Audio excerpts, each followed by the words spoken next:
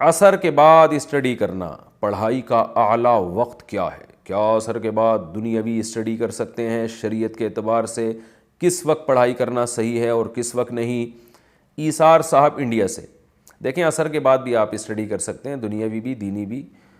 تو ہونا یہ چاہیے کہ آپ فجر اور عصر کے بعد ذکر کا معمول بنائیں، کیونکہ یہ سنت ہے، آپ صلی اللہ علیہ وسلم کی بہت زیادہ ترغیب ہے۔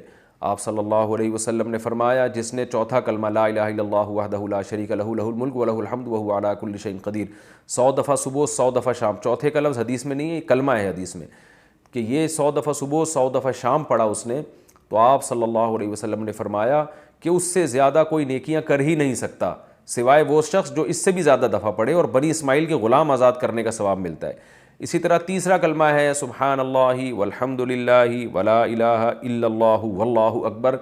آپ صلی اللہ علیہ وسلم نے فرمایا یہ کلمات ایسے پیارے کلمات ہیں کہ سورج ان سے زیادہ اچھے کلمات پر طلوع ہی نہیں ہوتا، وہ کما قال صلی اللہ علیہ وسلم۔ تو صبح اور شام نا، فجر کے بعد اور عصر کے بعد ذکر کا یا درود شریف کا معمول بنانا چاہیے، استغفار کا، لیکن اسٹڈی کرنا بھی جائز ہے، تھوڑی دیر ذکر میں لگتے ہیں، تسبیح میں لگتا ہے، اس کے بعد آپ اپنی پڑھائی کریں۔ رہا یہ مسئلہ کہ شریعت کے اعتبار سے کس وقت پڑھائی کرنا بہتر ہے کس وقت نہیں ہے، دیکھیں اس میں شریعت خاموش ہے، کیونکہ یہ میڈیکل سائنس کا مسئلہ ہے، یہ شریعت کا مسئلہ نہیں ہے۔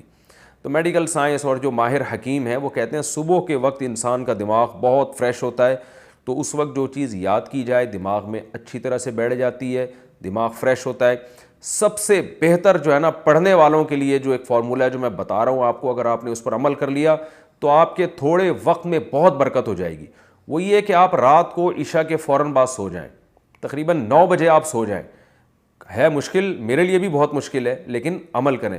9 بجے جب آپ سو گئے تو 10 11 12 1 2 5 گھنٹے بہت ہیں۔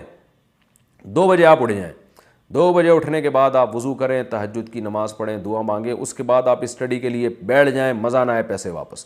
اتنا فریش دماغ ہوگا آپ کا، اور اتنے کم وقت میں آپ بہت اچھا کام کر سکتے ہو، اسٹڈی کر سکتے ہو، آپ جو ہے وہ حافظہ آپ کا اس وقت بہت تیز ہوگا، اور صحت بہت اچھی ہونا شروع ہو جائے گی۔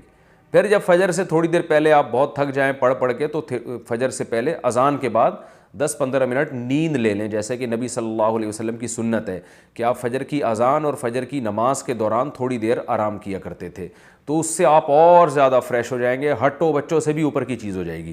تو یہ پڑھنے والوں کے لیے بہت بہترین ہے۔ اس کے بعد آپ ناشتہ واشتہ کریں، جو بھی ایکسرسائز کرنی ہے، ناشتہ کرنا ہے، یا اپنے معمولات پورے کریں، تلاوت کر لیں، ذکر کر لیں، اور جو ہے جو بھی آپ کے معمولات ہیں۔ اس کے بعد آپ نے کیا کرنا ہے کہ دوپہر کو کھانے کے بعد آدھا یا 1 گھنٹہ آپ نے پھر سو جانا ہے، اس کے بعد پھر آپ رات تک فریش رہیں گے۔